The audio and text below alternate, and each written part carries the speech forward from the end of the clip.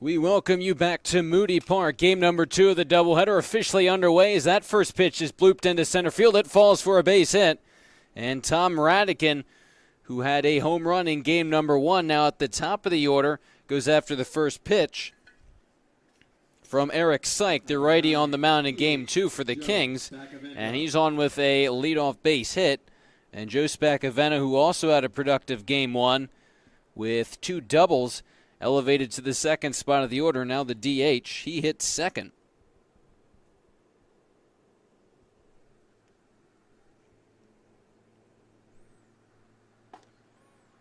Manacero, the first baseman, hits third. Then Griffin Falco, the catcher. Jimmy Moltavo, the left fielder, hits fifth. Frank Signorelli, now in right field, hits sixth. The Salties, the shortstop, at seventh. Brett Patton, the center fielder, hits eighth. And Nick Santacross, the pitcher, rounds things out for the Stallions in game number 2. Again, facing the right-hander Eric Syke, the rising sophomore at Hood College.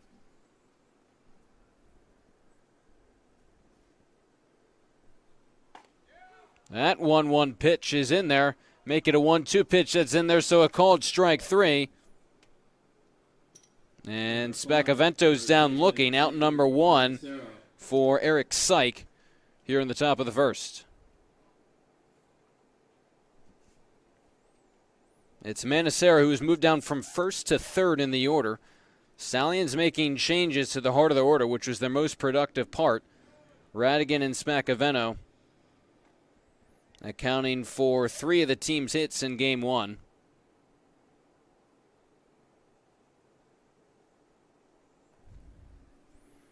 Against Eric Syke, who's making his 3rd appearance of the season. This is his first start. He's thrown 4 innings, allowed 7 hits, 3 walks, 5 strikeouts, 6 earned runs, a 13.5 ERA for the 6'1", 175-pound right-hander from Mount Laurel, New Jersey. Pitched to an ERA over 10 his freshman year at Hood College. And this is his first start of the summer. 2-1 the count to Manacero. Kings looking to follow up on the 13-3 Game 1 win after a 13-0 win on Tuesday night. Radigan takes off. The pitch is called a ball, and the throwdown skips in there. So a stolen base for Radigan, and now it's 3-1 the count on Manacero, with 1 away in the top of the first.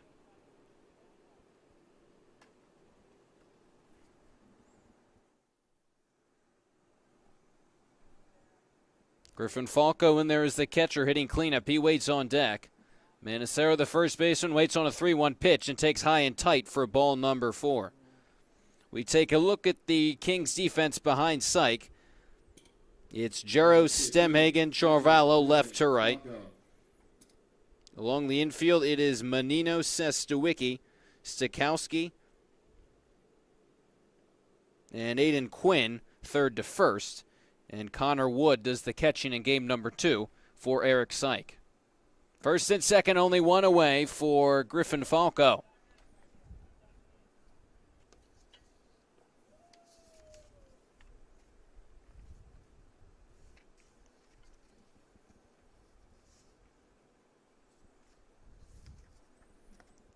Falco, the rising senior at Eastern University. Both runners take off. The throw down to third is in time.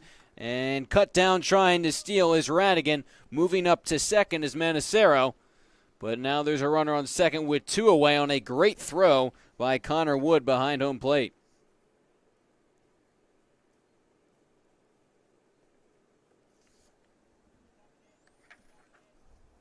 Falco, as we said, the rising senior at Eastern University, hitting just 176 through play this summer. Good hitters count for him, 3-0. And an opportunity for the Stallions to go up early. They scored 2 of their 3 runs in game 1 in the first inning. They actually led 2-0 early on, but that was quickly erased. Syke fires in strike 1. DeFalco, one of the most tenured players just in terms of college experience on this Stallions roster. Has seen a lot of playing time at Eastern University. Getting his start at catcher. 3-1 pitch. Swing and a miss. 3-2. Syke trying to post a 0 in the top of the first inning and give his red-hot lineup a chance to hit. As we read the defense from the Kings, you're going to notice a lot of guys who played in Game 1 are back playing in Game 2 with a few exceptions. 3-2 with 2 outs and a runner on at second. Syke deals a bouncer right over top of the mound. To the backhand, Stakowski. The throw to first is low, and it gets by Quinn at first. Coming home to score the run is Manicero. And moving up to second on the throw is Falco. A tough play for Stakowski, ranging up the middle. So they're going to give a hit to Falco, but then an air charge to Stakowski on the throw, allowing Manicero to come in and score, and Falco to trade places with him. He's in scoring position, 1-0 Stallions, who once again strike early on in the top of the first inning. This time, though, in Game 2. That pitch is grounded too short. Stewicki to the glove, throw to first. A little bit high, but Aiden Quinn stays down on the bag to retire the side. So a run comes in for the Stallions in the top of the first. They get a run on 2 hits and a Kings error. They jump out by 1 in the top of the first. Kings down 1-0 as they come to bat in the bottom of the first. Game 2 of the doubleheader.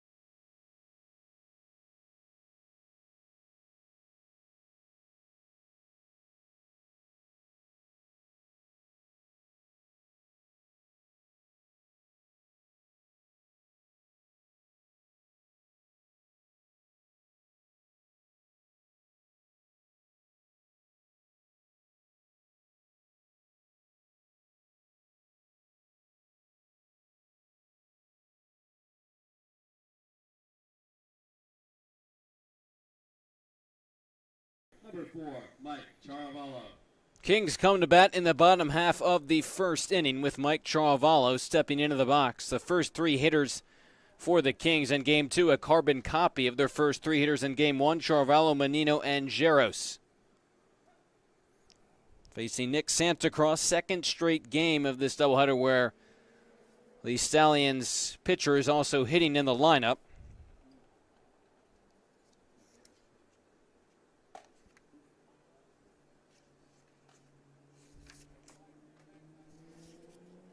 Correction, it is Madera on the mound for the Stallions. Rising freshman at Ocean County College. Produces a 3-pitch strikeout from Mike Charavallo as we get a look at the rest of the Kings lineup. Menino to third baseman next hit, then Jaros in left field. Teneski, the DH, cleans things up. Sestuicki follows him at fifth. The shortstop, Aiden Quinn, hits sixth. The first baseman, Connor Stakowski at second base. He hits seventh. The catcher, Connor Wood, hits eighth. And J.D. Stemhagen, the center fielder, rounds out the starting nine for the Kings.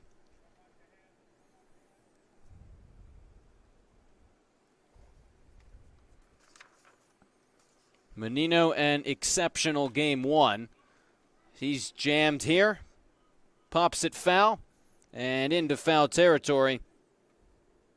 Ranges the first baseman Manacero, and there is two away quickly in the bottom half of the first inning. Here's Ryan Jaros, who had that big two-run home run in the bottom half of the sixth inning, which ultimately brought an end to game one due to the mercy limit.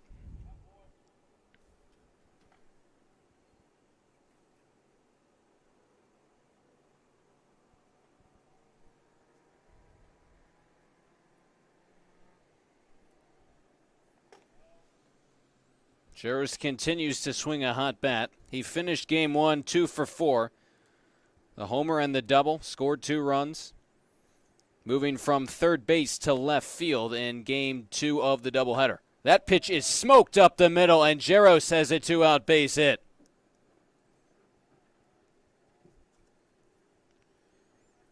Extends the inning for Zane Teneski, the DH in game number 2. Number 44, the DH, Zane Teneski. Teneski threw 2 innings on the mound in game 1, but didn't appear in the field. Gets the nod at DH in game 2. Following the trend of Kings hitters who've been swinging a hot bat, he's continued to raise the average throughout the season. It's up to 275, and the big thing for Teneski all summer long has been the walks. He's drawn 14 of them. Big swing and a miss, and it's 0-2.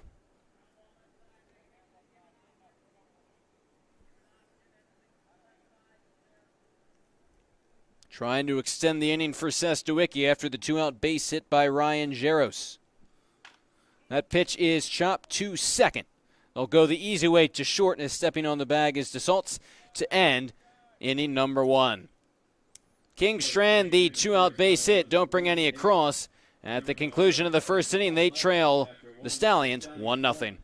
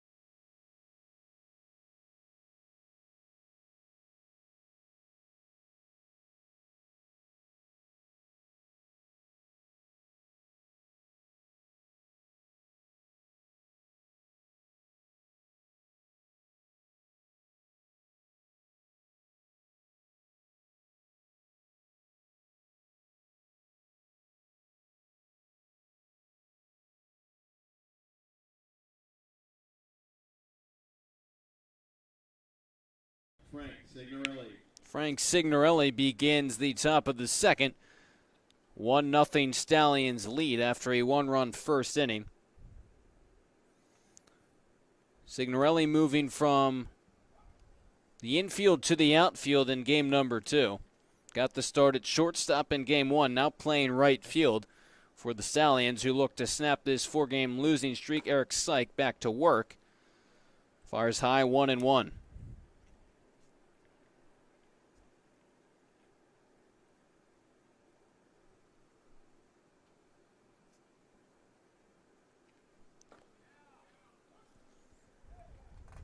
Kings only ended up using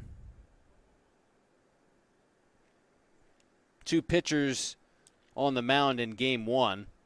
It looked like we were going to see another arm replace Taneski in the top of the 7th after he'd thrown 2 innings, and Cartafalsa pitched 4 strong. But after the 7-run 6th inning and the mercy rule taking effect, as Signorelli's down swinging, Kings only needed to use 2 pitchers, as these 2 teams didn't play the top of the 7th. So now it's DeSaltis, the shortstop, after Signorelli struck out swinging.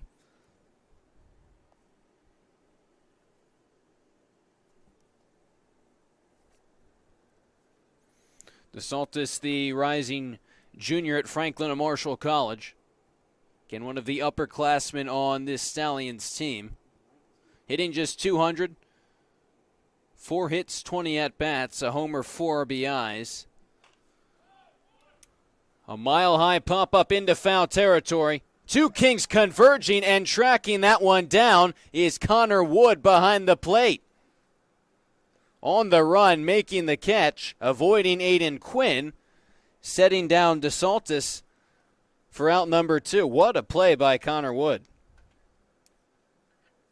It looked initially like the primary task would just be to avoid a 3-way collision, as Syke, Aiden Quinn, and Connor Wood were all converging. Eventually it was Wood who was still in stride making that catch. Nice job to get all the gear off and make the grab, and now it's Patton who's in center field for the 2nd straight game for the Stallions. Hit 2nd in game 1, was 0 for 3, now hitting 8th, still in center field. What's been a quick inning for Syke so far is it's 1-1, the count on Brett Patton. Again, a 13-3 win for the Kings in game 1. A contest that started out close. The Stallions jumped up in front first thanks to a 2-run first inning. The Kings struck back, eventually took commanding 6-2 lead. Stallions got one run back in the top of the 6th to make it 6-3. But then a 7-run bottom of the 6th inning by the Kings, as it's a 2-1 pitch and a weak number down the first base line. And it's 2-2. A 7-run bottom of the 6th inning. Capped off by Mike Charvallo at the top of the order as the Kings batted around with a 2-run double, ended the game due to the mercy rules. So in the 2 games these 2 teams have played, the Kings have outscored the Stallions 29-3. A grounder to second. Stikowski makes the play, throws across in time to retire the side. A nice and easy 3-up and 3-down inning for Eric Syke. We move ahead to the bottom half of the 2nd, 1-0 Stallions here from Moody Park.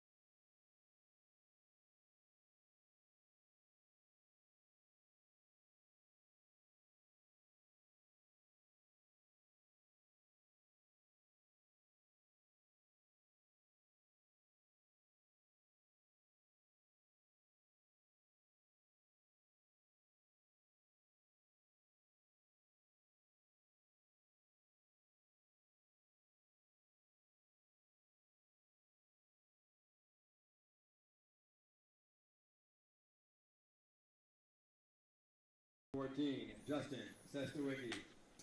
Justin Sestawicki digs into the box to begin the bottom half of the second. And Kings facing Joseph Madera, the right-hander, incoming freshman at Ocean County College, 6'1", 190-pound right-hander from Toms River, New Jersey. This is his fourth appearance of the season. First start, 1-1, 3 games, 6 innings pitched, 7 hits, 3 walks, 9 strikeouts, and 3 earned runs for the right-hander. A lot of movement on that breaking pitch, but it misses, and it's 1-1 to Sestawicki, who concluded his game one with a base hit, scored a run, 1 for 4 in total. That pitch is smoked into left field, and Sestawicki picks up right where he left off. A line shot into left field, and he's on to lead off the bottom of the second. Number 9, first baseman, Aiden Quinn. Well, with the exception of Zane Taneski, the DH cleaning up in Game 2 instead of Andrew Fernandez, this Game 2 lineup, 1 through 6, is exactly the same. It's always interesting to see what changes these teams make. Depends, of course, how many players they have available. Sometimes you want to give your guys a rest, but here a lot of the guys back out there, especially the way this lineup is hitting. No need to change it at all. Quinn was a big part of the productive lineup. He was 3 for 4. 2 singles, a double.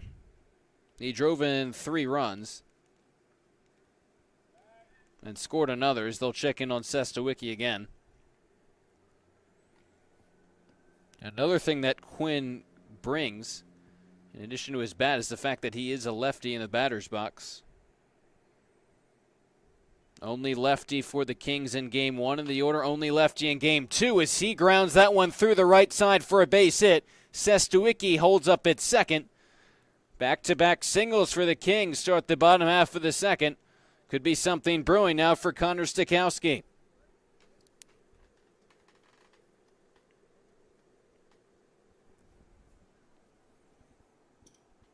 Number 12, second baseman, Connor Stakowski. Stakowski was one of the few Kings in the lineup in Game 2 that did not play in Game 1, getting the start at second base. Been playing well as a lady. He's hitting .281 on the summer. Comes up empty on that 0-0 hack. He hit third, or came in replace of Menina, hitting second in the game Tuesday night. Didn't get any at-bats. That one skips in there, and it gets past the catcher Falco, allowing both runners to move up 90 feet. 2 runners in scoring position as the Kings not only look to tie this game up at 1, but take their first lead of Game 2.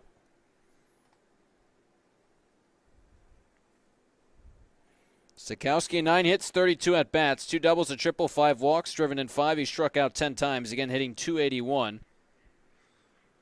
Waits on a 1-1 pitch and lines it into right field. Signorelli moving back, makes the catch. Tagging at third is Sestawicki. He'll score easily. Moving up to third is Aiden Quinn on a sacrifice fly by Connor Stakowski, and the game is tied up at 1.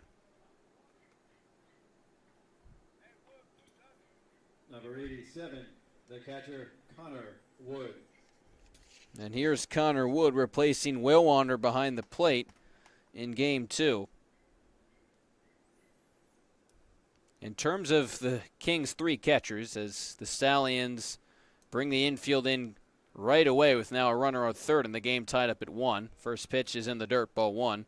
In terms of the Kings' 3 catchers, Wood has definitely seen the least amount of playing time. Playing time between Lombardi and Whale Wander is about even. Wood has played in just 7 games, though. Nice job by the Stallions catcher Falco to smother that one. In those 7 games, he's gotten 17 at-bats. Hitting just .176, though, on the campaign. Guy who played in 3 games at TCNJ his sophomore year. Takes that pitch in there for strike 1.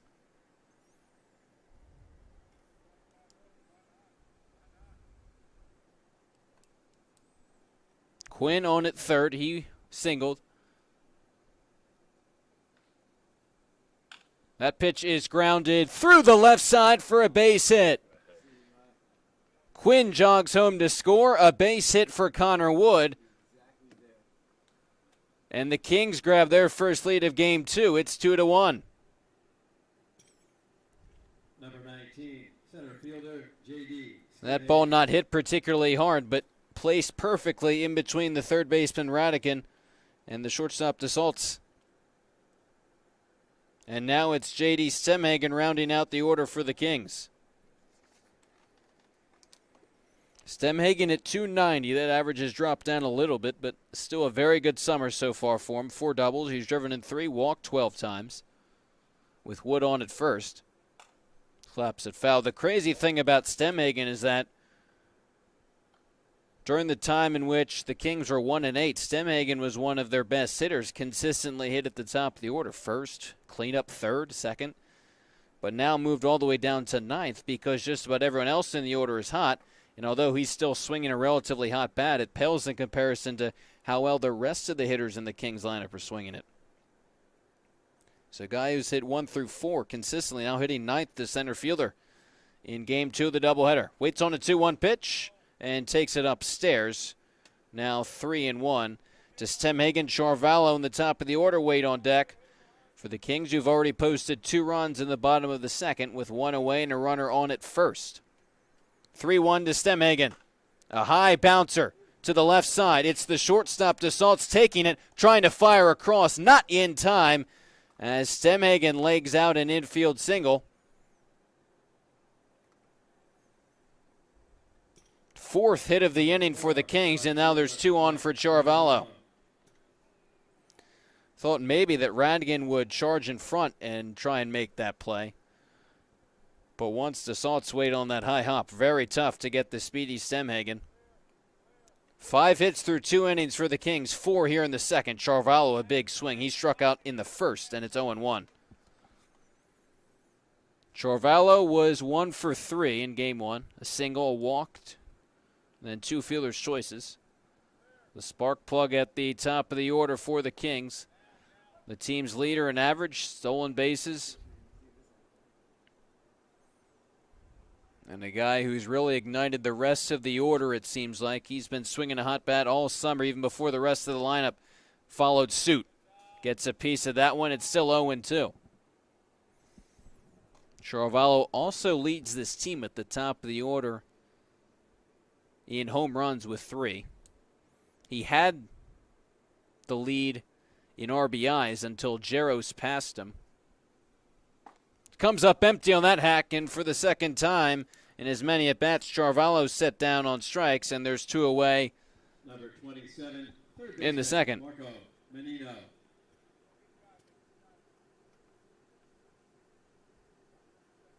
Correction. Charvallo actually still does hold the RBI lead with 1 over Jaros. That pitch gets past Falco, heads to the backstop. Second wild pitch of the inning. Surrendered by Madera. 2 runners in scoring position for Menino, who popped out his first time up. Jaros waits on deck. He now has 8 RBIs after the 2-run homer in game 1. Charvallo, who just struck out, has 9 after his 2-run double in game 1, which ended game 1 at 13-3. Now it's Menino who collected 3 hits in the game 1 victory.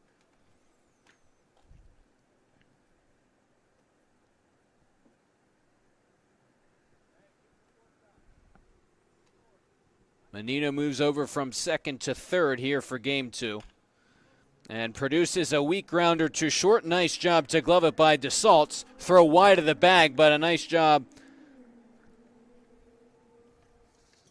by the first baseman, Manicero, to apply the tag on Menino and retire the side. But 2 come in to score for the Kings. They tally 4 hits, 2 runners score, and they take a 2-1 lead as we move ahead to the top of the third.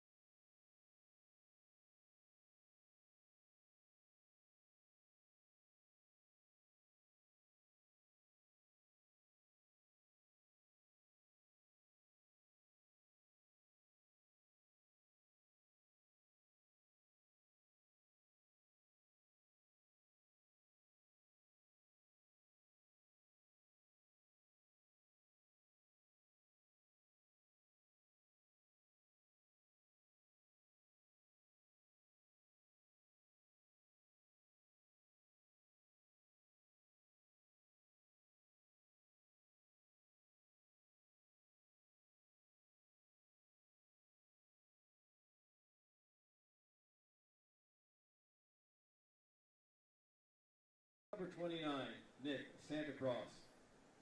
New pitcher for the Kings to begin the top of the third, as it's Ryan Mullock, the 6', 200-pound rising sophomore at Lehigh University from Sea Isle City, New Jersey, firing in strike one.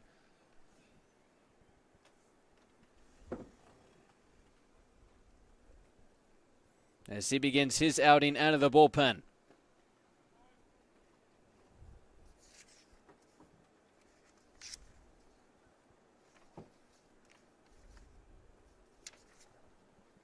Facing Nick Santacross, the second baseman for the Kings.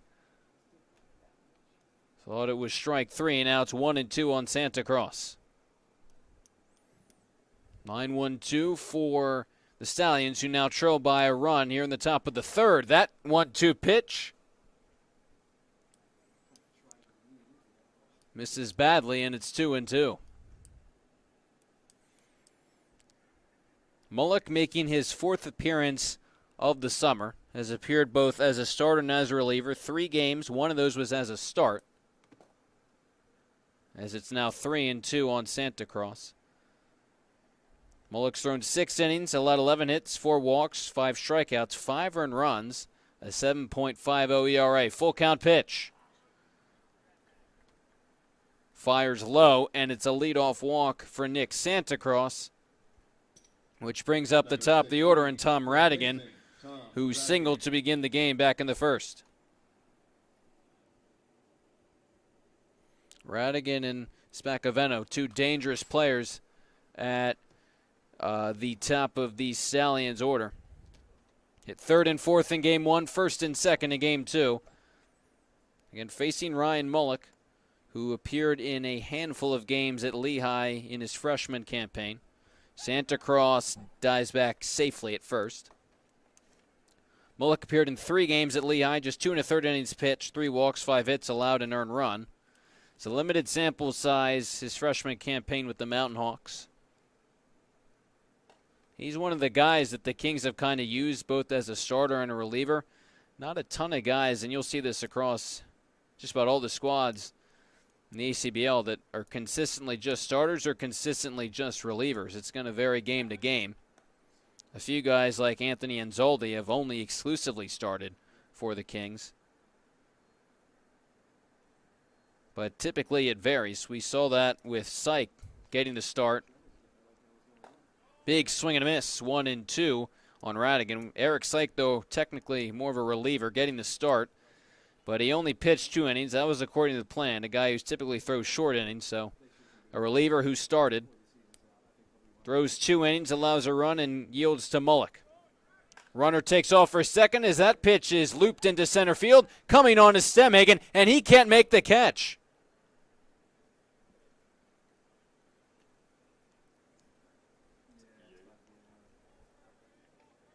Santacross stays put at second.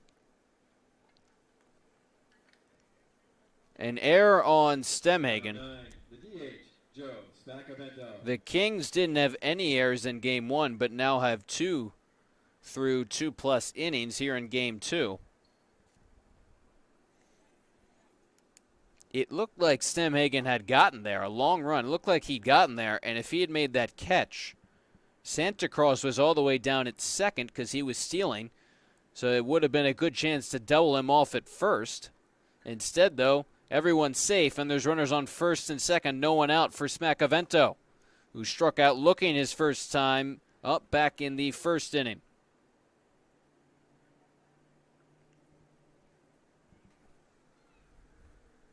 So early trouble for Ryan Mullock out of the bullpen. Delivers on a 1-1 high.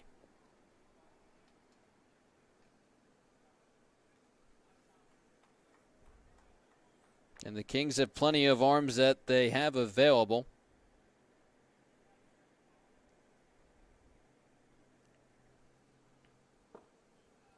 Greenzang and Parsons are the 2 other pitchers they have available for the doubleheader that we could see later in the game. Again, playing 7 innings in this game 2 of the doubleheader.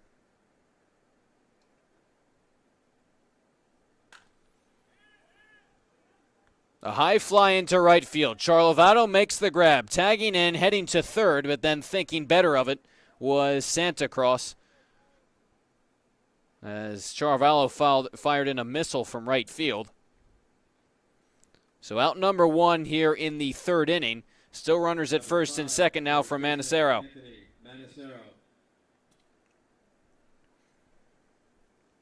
Who walked and scored the first run of the game in the first inning.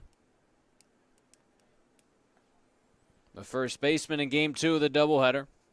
Played right field in game one, was 0 for 3 at the leadoff spot, now hitting third. Breaking pitch, and it's 1-0.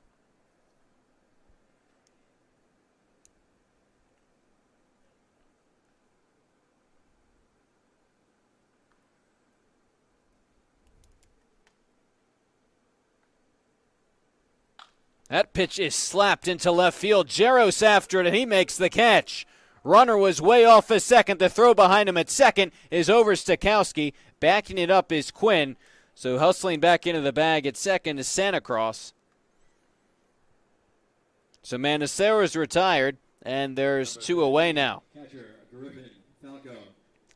Hard hit ball. A nice play by Jaros, who is a corner infielder by trade.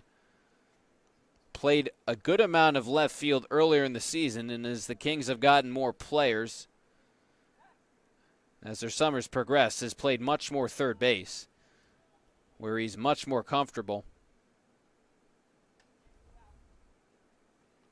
But adds to his value as a guy who's starting to really hit the ball and can play multiple positions.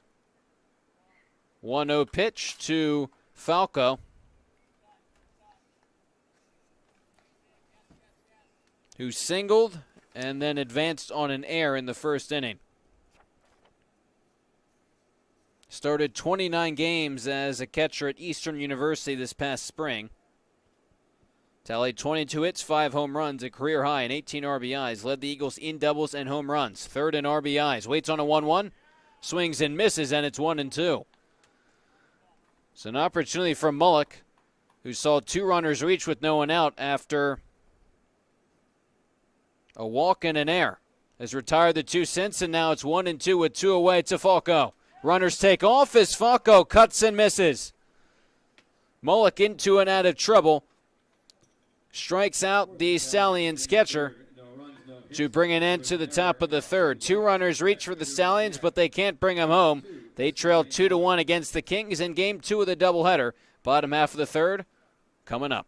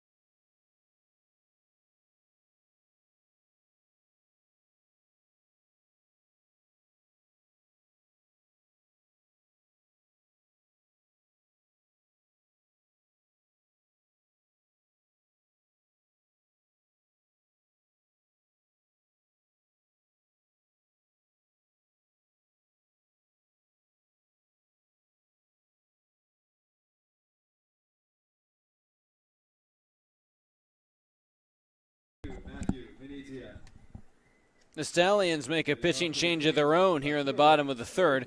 Matthew Venezia, the lefty incoming freshman at Marywood University, replaces Madera, who lasted 2 innings and gave up the 2 earned runs. A situation where you have 2 guys who have not appeared as starters, who started the game for both teams, lasted 2 innings, and guys who are used to throwing shorter innings. So no surprise that after 2 frames, both squads have turned to the bullpen, and it's Ryan Jaros off of a single back in the first, taps that one weakly to second. Thrown to first by Santa Cruz is in time. Jaros is retired to begin the bottom of the third. Number 44, the DH, Zane Teneski. Teneski bounced into a fielder's choice back in the first. Venezia, the lefty, at 6'2", 275 pounds from Staten Island. This is his 7th game of the summer. In his previous 6, he's thrown 9 innings. Allowed 8 hits, 3 walks, 6 strikeouts, 5 earned runs.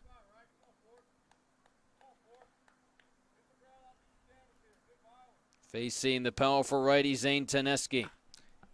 He gets under that one, produces a high fly ball down the left field line, but it eventually makes its way out of play, and it's 1-1.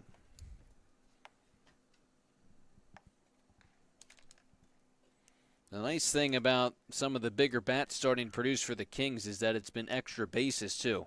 Guys throughout the order. Early on in the season, this team struggled to drive runners in part because they struggled to get extra base hits.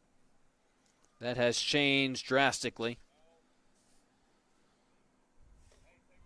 Teneski actually only has 1 extra base hit this summer, a double.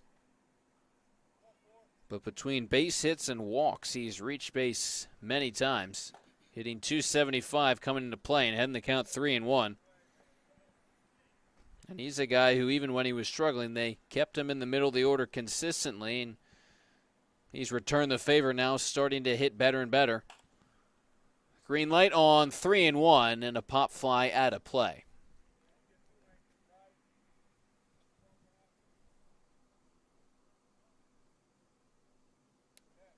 You got to think, especially if Teneski can follow suit like Jaros has with the power, then you have him and Jaros 3-4 in your order. A scary combination, especially given the on-base skills of the guys ahead of them.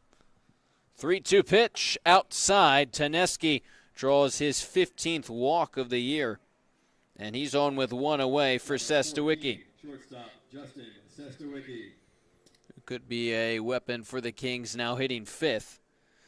After a sluggish past 2 weeks, but 2 base hits in his last 2 trips to the plate, including a single and a run in the second. And he'd been the kind of lone bright spot in the middle of the order early on in the season when the Kings were 1-8. Consistent hitter, hitting around 300, and kind of their only source of RBIs in the middle of their order is Jaros and Teneski were struggling. And RBIs weren't coming from anyone else, but since then he struggled a little bit. But at least at this point doesn't have to put too much pressure on himself, since now the rest of the lineup's producing. Venezia throws over to force Teneski back.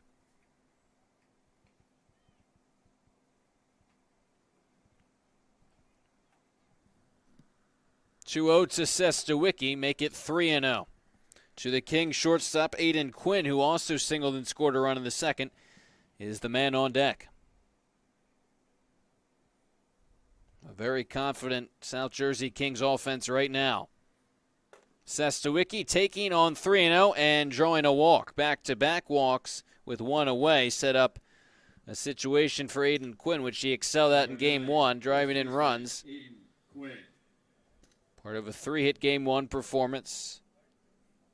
4 for his last 5.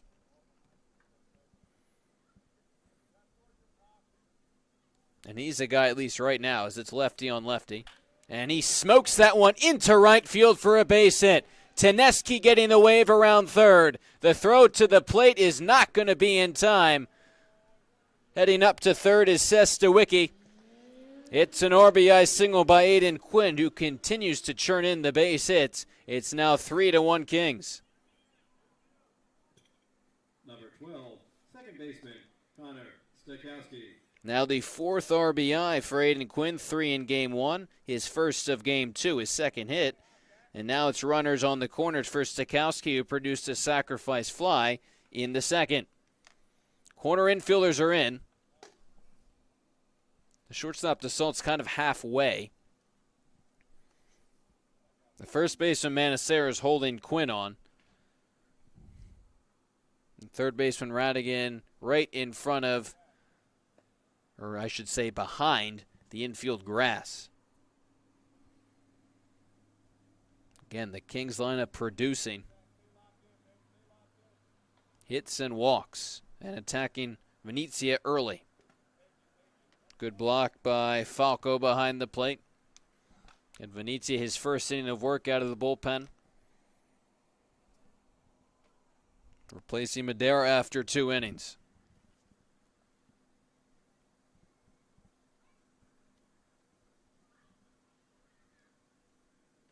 Two offering to Stakowski is sent foul.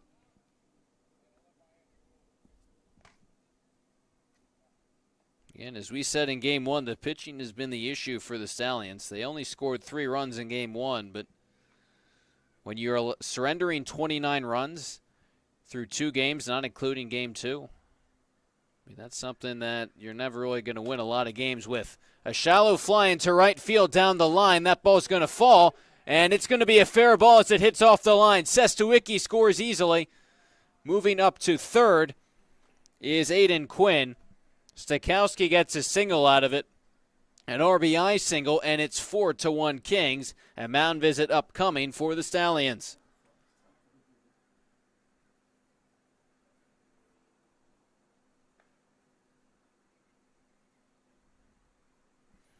Well, as soon as that ball was hit by Stakowski right off the bat, you knew it was going to be trouble because it didn't look like Signorelli was going to be able to run that down well in front of him, but the only question was going to be if it was fair or foul.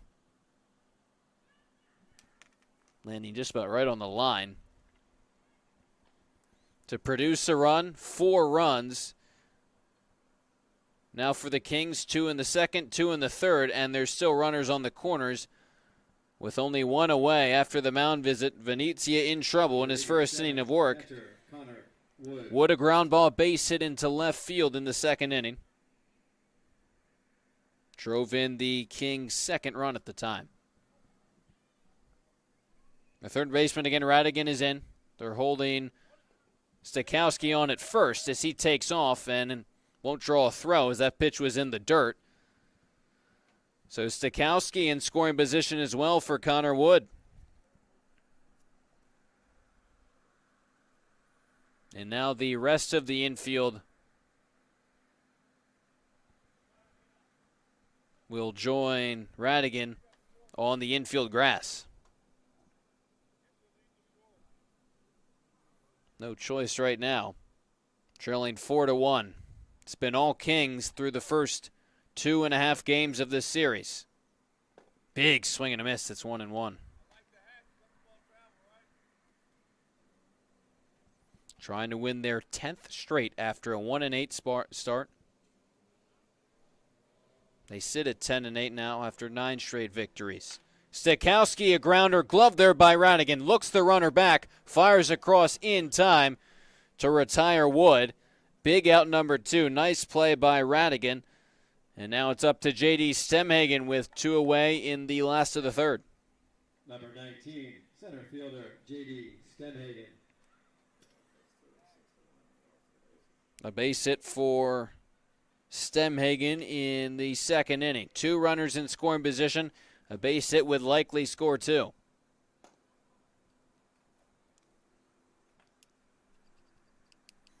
Perhaps trying to amend after an error in the top half of the inning. Goes after the 1-0 pitch and sends it foul. It's nice to see that the Kings have been able to spread their scoring throughout multiple innings. Not that they won't tell you they weren't satisfied with a 13-run first inning Tuesday, but that was the only scoring of the night somehow between both of these squads. Again, that was on Tuesday. Manacero will give that one a look, but once again, it's a foul ball, and it's 1-2 on J.D. Stemhagen.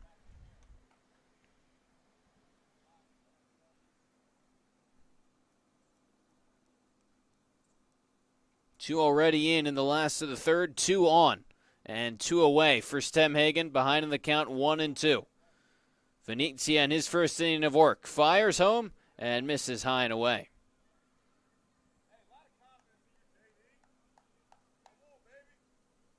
There is action in the Stallions bullpen. Venezia trying to throw a full inning of work. High fly ball, shallow right field. And it's going to be dropped by the second baseman, Santa Cruz, and it lands in foul territory. 2 more runs score for the Kings.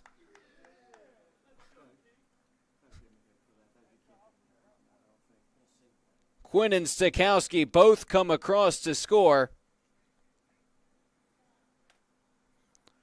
That will be ruled as a hit by Stemhagen. A really tough play, kind of in a Bermuda Triangle between Signorelli, Manacero, and Santa Cruz. Santa Cruz had a tough angle over his shoulder and just couldn't make the catch. So Stemhagen's 2 for 2. He'll take it, and now it's 6-1 Kings. 4 runs here in the third, and a pinch hitter for Mike Charvalho. Number 26, Tyler Provost. Provost started game 1 in center field, and with now a 5-run lead after the offense has come alive and continues to produce, why not give your best hitter a rest? Even after he didn't play Tuesday, he was still playing, as we said, in Virginia in a game against the Cal Ripken League. So give him the rest of the night off and let Provost try and collect some hits and break out of the slump he's been on. Didn't tell any hits in game 1. He was 0 for 4, or 0 for 3 that is, but he reached base 3 times on 2 errors and a hit by pitch. A strikeout mixed in there as well. 6-1 Kings here. That pitch is lined into right center field. That'll split the gap. Scoring easily is Stemhagen. Provost is at second. He's going to head to third. The throw will not even come in as Tyler Provost legs out a stand-up triple.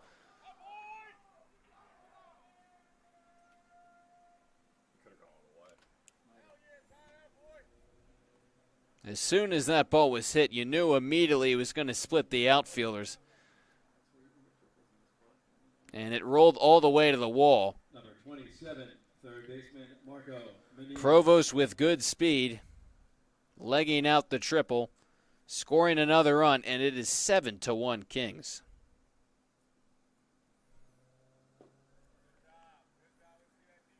So the decision to pinch it for Charvalho pays off. And it's Menino who's 0 for 2.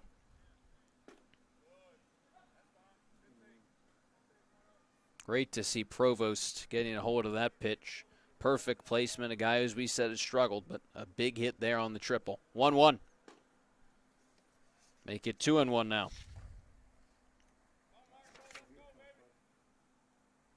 That was the first extra base hit this summer for Tyler Provost. Menino taking on the outside corner. 2-2. The count to Menino with 2 outs. Runner on at third. 5 runs in for the Kings. Good job by Menino to spoil that offering from Venezia. Jaros waits on deck. He began the inning by grounding out. The Stallions, that is, have only recorded 1 out since then. Venezia delivers another 2-2 pitch. Not close. The count goes full. And now Menino, technically the only Kings hitter who hasn't reached base in game 2. All the Kings hitters reached base safely in game 1. 3-2 pitch, 2 away. And that one's sent into left center field. That's down for a base hit. Provost jogs home. Menino digging for 2. The throw into second is not going to be in time. Menino in there with an RBI double.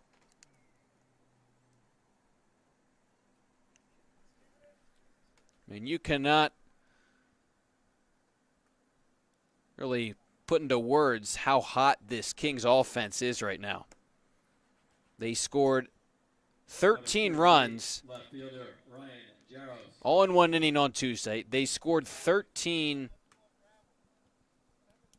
in Game 1 of the doubleheader, and they've scored 8 in Game 2. We're not even through 3 innings.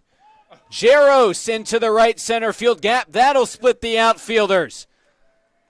Jogging home from second is Menino. Jaros is at second. He's going to try and get there for a triple. The throw into third is not in time. It's an RBI triple for Ryan Jaros. It's 9-1 Kings.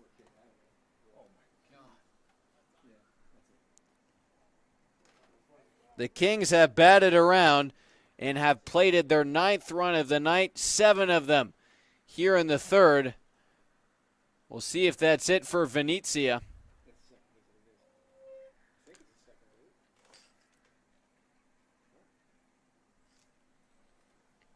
If it's the end of the line for him, he has thrown just 34 pitches, and he will depart. All those 7 runs are earned. No errors here for the Stallions.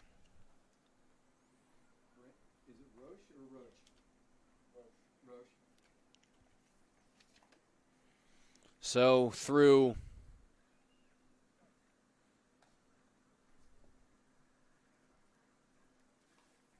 roughly 19 innings of play between these two teams, the Kings have now scored 35 runs. And the Stallions are still looking for their final out of the third inning. The inning began with Jaros grounding to second, and most recently he tripled. The final line on Venezia lasts just 2/3 of an inning, gives up 6 hits, 2 walks, didn't strike anyone out, and allowed 7 earned runs. Good to see Jaros leg out that triple. And he's a guy, even at his height, was actually a really fast player, as we've said, more of a kind of on-base speed guy earlier in his high school career, and developed that power and worked on that power as his high school career progressed. Now an all-around player, a guy who is a home run, a triple, a double, and a single. Now, the cycle technically doesn't count for Jaros because it's across 2 games, but if you include both games of the doubleheader, Ryan Jaros does have a cycle.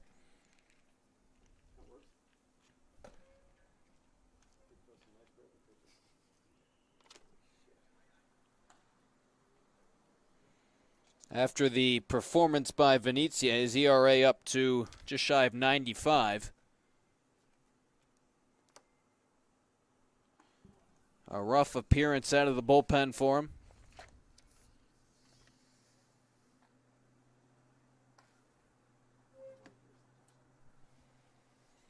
With a new pitcher for the Stallions, we'll be back with the pitching change after a quick break.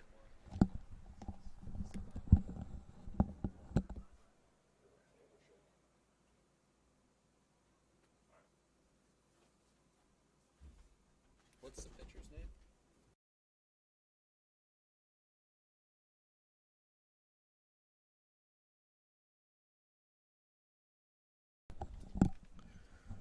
Brendan Roche, the right-hander, replaces Venezia on the mound. Only needs one more out here in the third. With a runner on third, that's Jaros facing Teneski, who's making his second plate appearance of the inning. He walked and scored a run. First base runner really began this whole rally for the Kings. 7 runs in. The Kings ended Game 1 with a 7-run 6th inning. Right now it's a 7-run 3rd inning, and it is 9-1. 1-1-2 Teneski. He takes, it's 2-1.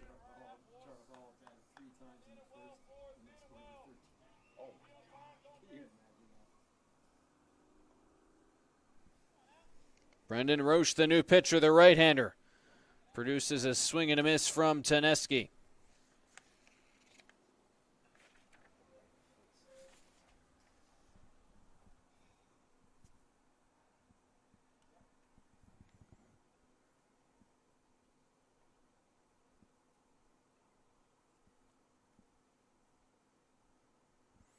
Roche has appeared in 7 games this summer, 7 2/3 innings pitched.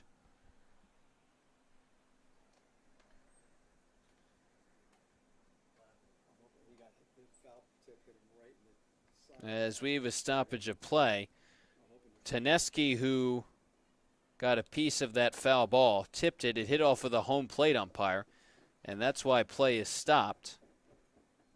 Looked like it got him up in the head.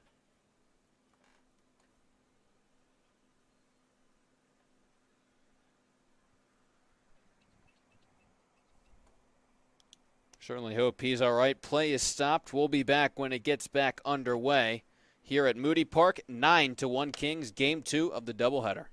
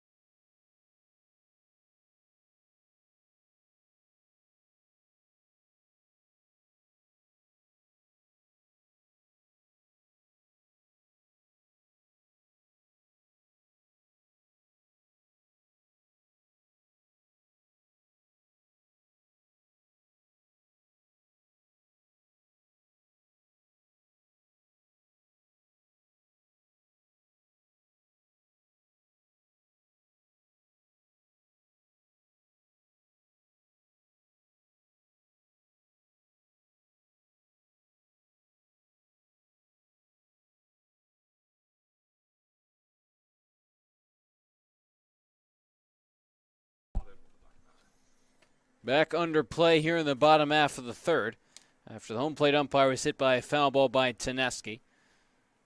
Remains all right as he smokes that pitch down the left field line. The scoring barrage continues for the Kings. Jarrow scores. Taneski winds up at second with an RBI double. Double digits now for South Jersey, 10-1 here in the third. Number 14, shortstop, Justin Sestawicki. So if we get your reset, Venezia originally came in on the mound to begin the top of the third. He gave up 7 earned runs, which meant Roche came in to replace him. First batter was Taneski that he faced. He doubled. But 8 runs are now in the third inning for the Kings, who lead 10-1. Now have 12 hits. And Sestawicki's batting for the second time. Again, the home plate umpire is all right. Applied an ice pack to his head after he was hit. Was hit on the foul tip by Taneski. These two teams have to play 5 innings for the mercy rule. Up by 5 after 5. Kings are up by 9 right now, not even through 3.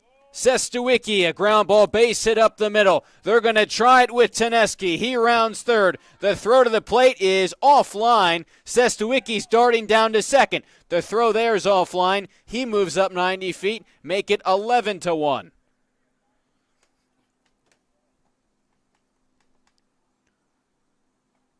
I guess when you're hot, and this Kings offense is practically scorching. First baseman, Aiden Quinn. Make it 37 runs through not even 19 innings of play against the Stallions right now, who we told you their pitching has struggled, but not to this extent. And they're meeting a red-hot Kings lineup, which we said early on in the season when they were 1-8 that this lineup has more talent than what they're producing in terms of the runs they were scoring, but we never knew they had this much in them. Double-digit runs in 3 straight games. Aiden Quinn's 2 for 2, 4 RBIs across the 2 games. He scored 2 runs tonight, 2 singles, and it's 2-0 on him with Sestawicki on at second. A nightmare 9-run inning for the Stallions. Roche delivers. Strike 1. You wonder if we'll see a new pitcher in for the Kings. A grounder to the right side. Backhanded by Manacero. He bobbles it, and everyone's going to be safe. A ball that looked for sure would finally bring an end to the inning. The first error of the night for the Stallions extends the 3rd inning. Now runners on the corners for Stakowski. To the last point about a new pitcher, Mullock threw a scoreless top of the 3rd, but he's been sitting on the bench for well over 10 minutes now. A grounder to second. Let's see if they can end it here, and they will. Santa Claus flips it, and at long last, the 3rd inning ends. Not before the Kings plate 9 runs. Now 13 hits for them. They bat around and then some. The offense continues to tack on runs. 11-1. Top of the 4th upcoming.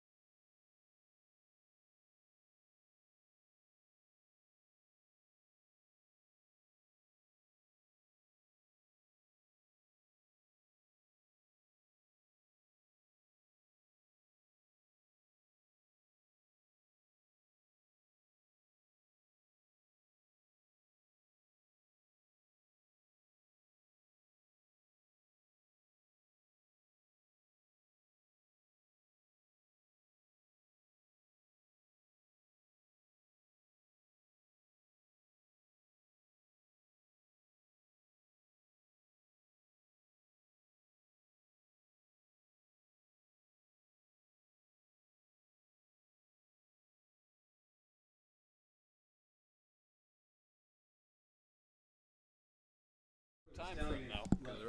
Number 7, Jimmy Mantuano. Ryan Mullock is back on the mound.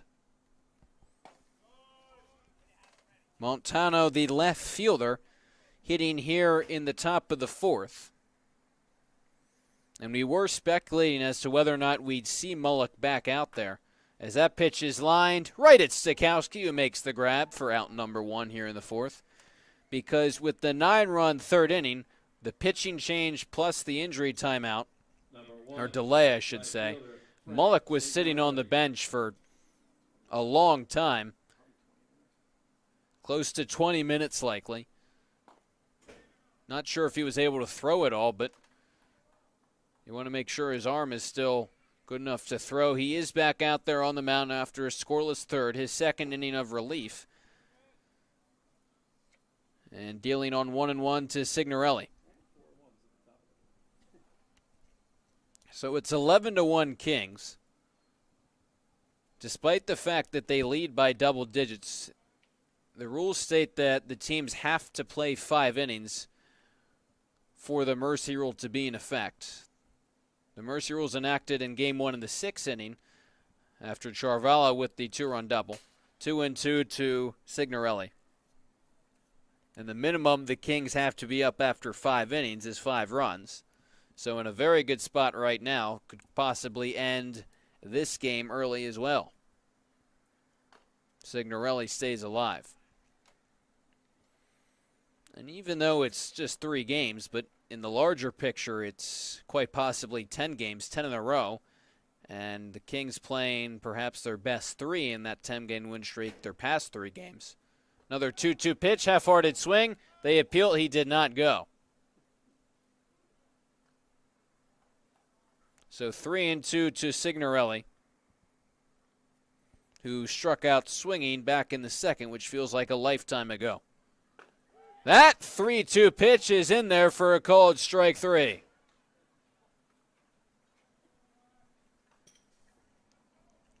Number 8, shortstop, A.J. DeSaltis. DeSaltis digging in the box, popped up his only time to the plate. But you got to think, especially the way the Kings are swinging the bat. Again, the Stallions don't have the pitching and have had pitching struggles. A grounder to third. Menino kicks it on the backhand, fires across to first, still in time to get him. A rocket across the diamond, and Menino retires DeSaltis to end the top of the 4th. 3 up, 3 down. Again, the Kings continue to click on all cylinders. We'll get back to that last point in the bottom half of the inning. All Kings here at Moody Park, 11-1 through 3.5.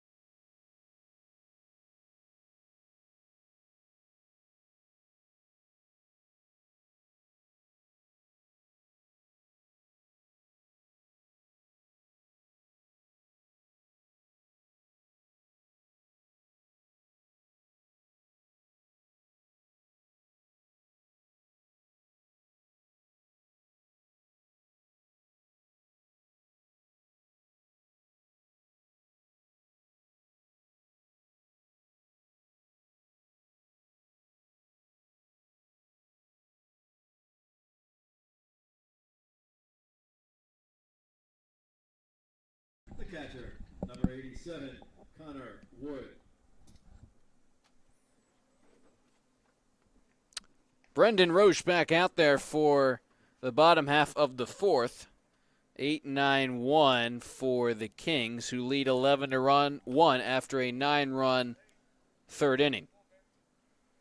Back to the point we began the top of the 4th with, which is if the Kings can continue to play like this, the way they've hit especially, but they've pitched well, they've played good defense, can they pose a threat? Can they challenge the Generals in the Wolf division as the season progresses? 0-2 pitch, and it's 1-2 to Connor Wood, who is 1 for 2 with the single and a ground out. And early on in the season, it seemed like no way that was possible. A foul tip hung on to by Falco, and Wood is down swinging to begin the bottom of the 4th. The Generals swept the Kings in 4 games to begin both of these teams' seasons. And that kicked off a 1-8 stretch for the Kings, but since then have won 9 straight, what will likely be 10 straight, make the Kings 11-8, and it seems like right now the Generals' biggest threat, the team behind them in the standings. What's interesting about the standings is, as we said earlier, there's teams closer to the Generals in terms of win-losses. The Metros at 9-5, better, at least coming into play, than the Kings. We're only 2.5 back, but they have 3 fewer points than the Kings do. A chopper to second, where Santa Claus completes the play to first, and there's 2 away in the bottom of the 4th. A welcome sight. 2 quick outs for the Stallions. Number 26, right fielder Tyler Provost. But if the Kings can continue to perform, as Provost steps in, a pinch hit triple his last time up, perhaps could ultimately catch the Generals, maybe even pass them in the ACBL standings. The Generals at one point looked unbeatable after a perfect 10 of those starts of the season, have fallen back to earth a little bit, 6-3-1 through their last 10. They're playing the Matrix away here tonight. Provost swings and misses, and it's 1-1. But the Kings at one point were just trying to stay afloat. Now they're trying to take first place in the Wolf Division. Remember, 4 teams make the playoffs. But the other thing is that at this point, besides the Generals, there's not really a team that's kind of screaming out or standing out as another top threat in the division. The Metros and the Phenoms are the 2 other teams with winning records in the division. But the Phenoms at 6-4-1, the Metros at 9-5, have both lost to the Generals. The Kings have played well against the Metros. So there's not really another team besides the Generals that the Kings may not be in a position to beat right now. The Matrix, actually a correction, are a 3rd team above 500, but again, just barely at 6-4. Provost, nice job to draw the walk, and there's a runner on for the Kings with 2 away. It's Marco Menino. Third baseman Marco Menino. So the Kings in good position right now, trying to improve to 11-8, and it's Marco Menino. Not often can you say that. As that pickoff attempt gets past the first baseman Manacero, Provost gets to second. A big turn, but he'll put on the brakes. An overthrow by Roche as he tried to pick off Provost.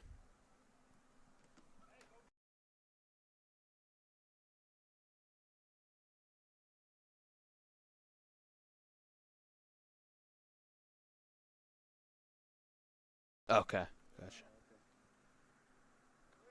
So the second error of the night for the Stallions. And it's Menino making his 4th plate appearance of the night. Runner in scoring position, 2 away, last of the 4th. Menino fouls it straight back.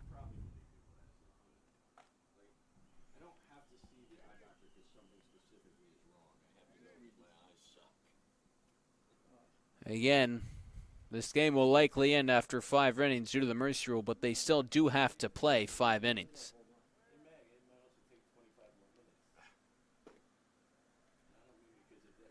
Throw behind the runner at second. Provost is back there.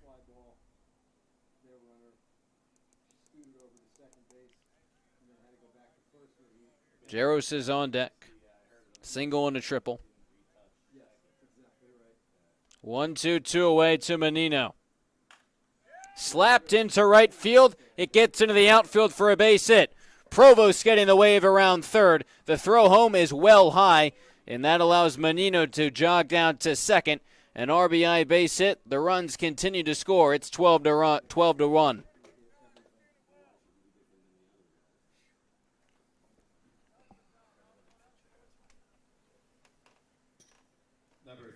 And even on a certain point, if it's on the Stallions pitchers, the approaches taken by the Kings at the plate have been terrific all night long. Going to the opposite field, making the pitchers work deep into counts. Jaros has been terrific tonight. The big homer in Game 1. Jaros was kind of saying in between games how that home run, almost surprising given how he didn't square that ball up entirely.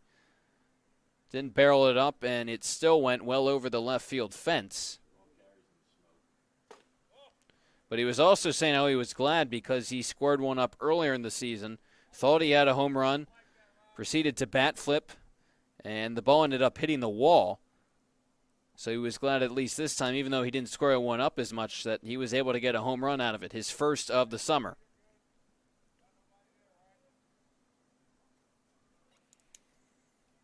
In game 2, he's 2 for 3, a single and a triple. Waits on a 1-1 pitch. Lays off 2-1.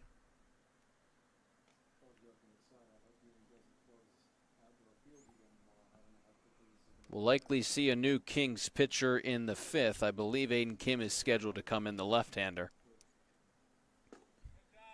As Jaros is ahead in the count 3-1. Taneski on deck.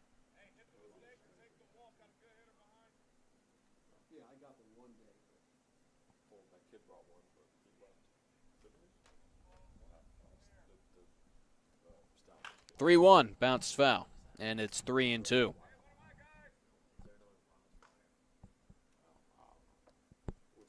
And if the Kings had more substitutions on the bench, we likely would have seen them, but Provost was, at least right now, the only guy available, so he gave Charvalho a rest, came in as a pinch hitter, has scored 2 runs. Besides that, that's all we've seen, though, in Game 2 in terms of replacements in the field. That one backs Jaros up and forces him down to first. A 2-out walk, and it's base runners for Zane Taneski.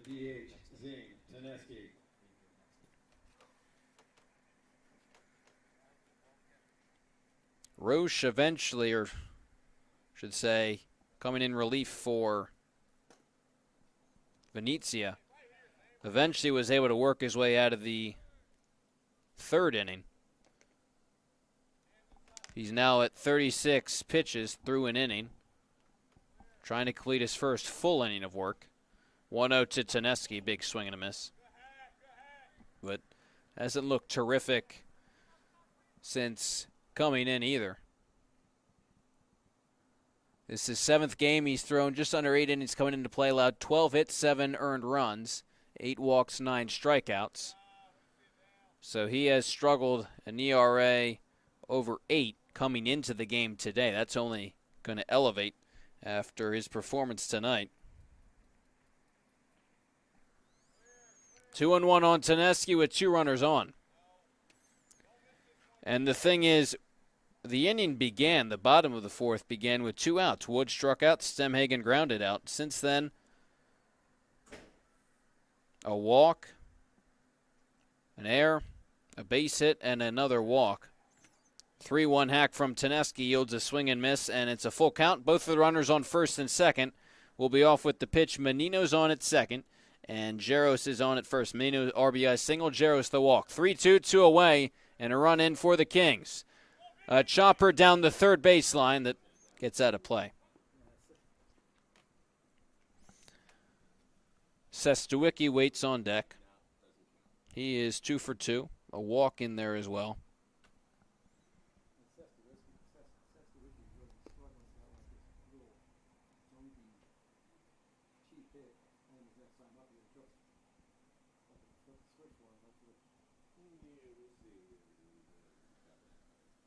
Again, it's a 3-2 with 2 away in the last of the 4th. All Kings, 12 to run. 9 runs in the 3rd, 1 in the 4th. Runners take off, and the pitch is high for ball 4. The bases are loaded for Justin Sestuicki.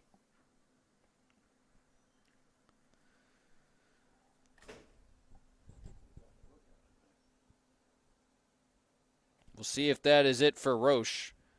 There are about 5 different people right now in the Stallions bullpen. And that will conclude the night for Roche, who does go an inning. Came in relief for Venezia, closed it, or ended the 3rd inning. Gets 2 outs here in the 4th. Those were the first 2 hitters of the inning for the Kings. And since then, since Wood struck out and Stemhagen grounded out, Roche hasn't gotten another hitter out. Only 1 run is in for the Kings here in the inning. But the bases are loaded for Stemhagen. His final line, 3 hits, 2 earned runs, 3 walks, and a strikeout for Roche. He yields. All the runners on base are his responsibility. We'll be back with another Stallions pitching change after a break.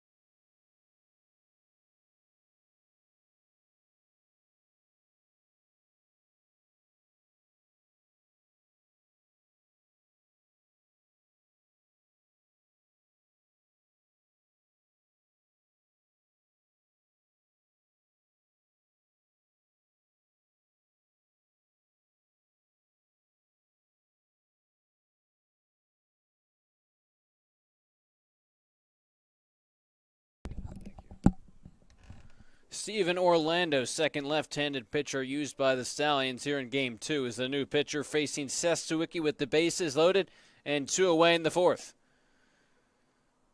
Orlando's making his 7th appearance of the season, 0-2 in 6 games, 11 and 3rd innings pitched, 10 hits, 11 walks, 20 strikeouts, 10 earned runs. That pitch underneath the glove of Falco, and jogging home to score is Marco Menino. Both other runners advance, 13-1 Kings. Already 2 pitches, a wild pitch and a run in.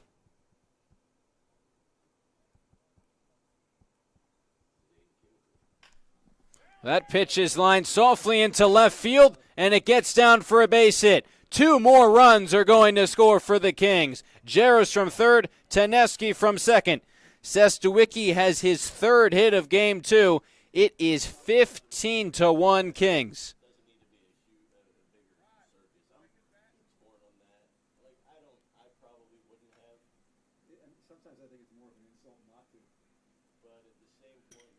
Number 9, first baseman, Aiden Quinn. And it's Aiden Quinn. At least for Sestawicki, the good thing is, as we said, he has struggled as of late. He picked up a hit in Game 1, 1 for 4, but he's 3 for 3 in Game 2, so he's going to raise that average above 200 and give him some confidence moving forward. You got to imagine either way, they're still going to continue to hit him 5th because he's a talented player, UNC, but good to see him producing again, at least here tonight. 1-2 on Quinn. This Kings offense exploding. 4 runs here in the 4th. A comebacker, nice play by Orlando to bring an end to the 4th inning. Wasn't quite as bad or good, I maybe should say, for the Kings as the 3rd, but nonetheless, 4 runs come in to score. They continue to rack up the hits and the runs. After 4 innings, it is a 15-1 Kings lead.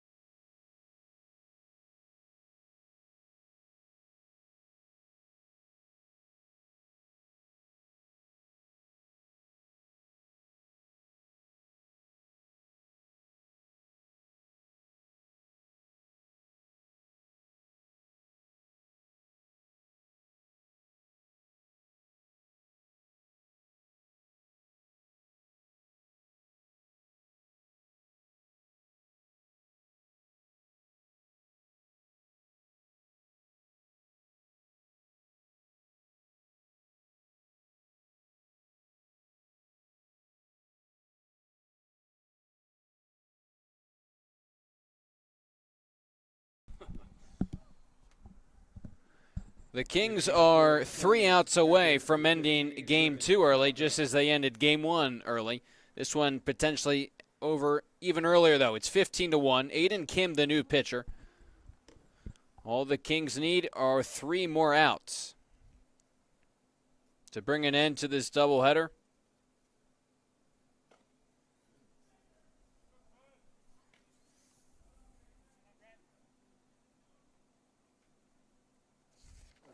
The lefty Aiden Kim, rising sophomore at Johns Hopkins. The lefty pitcher, even at a 1-1 count.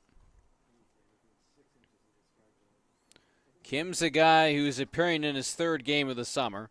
He's pitched 2 innings, allowed 2 hits, 3 earned runs, 5 walks, 3 strikeouts. 1-2 here. He is a guy who This is number 35, Brett Patton. has had his fair share of control problems through his first 2 games. It was especially bad the first appearance he made this summer. But right now, ahead in the count 1-2. Patton takes high, and it's 2-2. These 2 teams will play again tomorrow night. Kings on the road. So home game for the Stallions. Nothing over the weekend. So 4 games in a 4-day stretch after the doubleheader tonight, as it's now 3-2.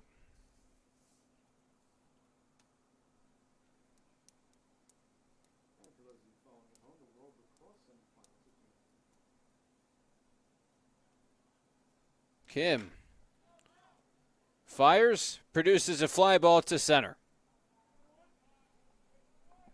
Provost looks like moved over. So now Stemhagen's in right. Provost making the grab in center, and there's 1 away in the 5th. Second baseman, Nick Santa Claus.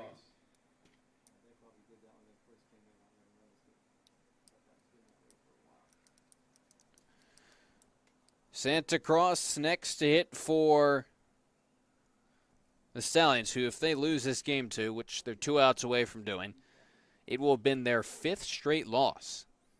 As hot as the Kings have been, Stallions have been cold too. They've lost to the Osprey, who are towards the bottom of the Wolf division. So a rough stretch right now for the Stallions.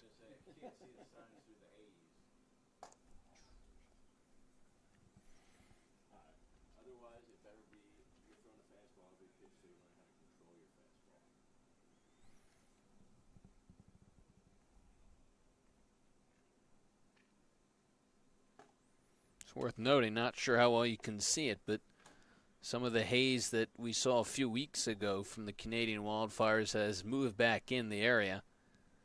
Not as bad as it was, but you hope that doesn't affect games in the coming weeks at all for any of the ACBL teams who had to reschedule games due to the air conditions a few weeks ago. The rain already affecting things earlier this week, but these 2 teams getting the doubleheader in here tonight. 2-1 pitch, big swing and a miss. Santa Claus, count is even at 2-2, and Aiden Kim's done a nice job able to locate the strike zone so far. The 3rd pitcher used by the Kings in Game 2 of the doubleheader. Just about everyone on the Kings team thought that was strike 3. The only person who matters, though, thought it was ball 3. 3-2, 1 away. Santa Claus, the 9th hitter in the Stallions order. Comes up empty on that hack. 2 up, 2 down for Kim, and the Stallions are down to their final out. It's Tom Radigan, who has been perhaps their best hitter through the 2 games tonight. He had a homer in Game 1.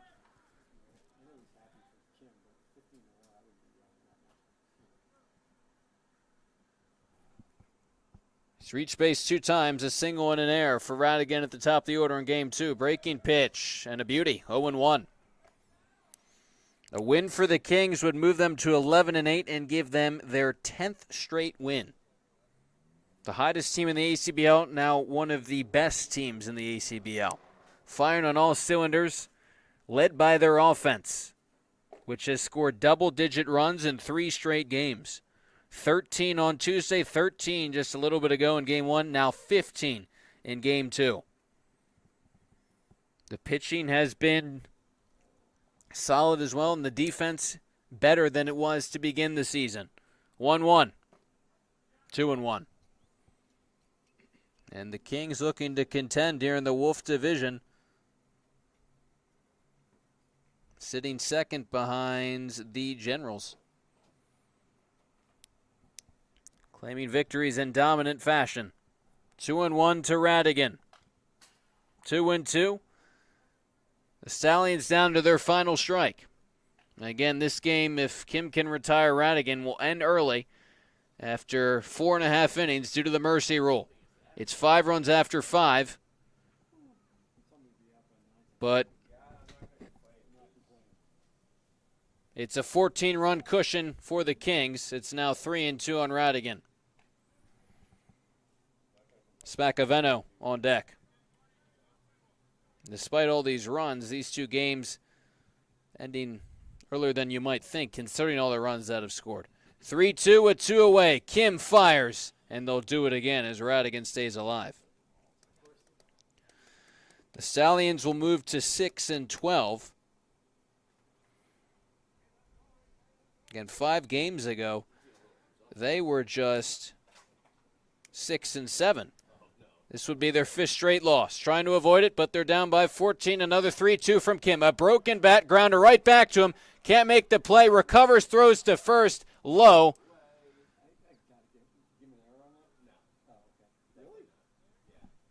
And Radigan reaches. It sounded like a broken bat in on the hands of Radigan. Kind of tied Kim up on the mound. So they're going to give Radigan a hit. That's the 3rd hit of Game 2 for the Stallions. And keeps things alive for Spagavento. 0 for 2 in Game 2.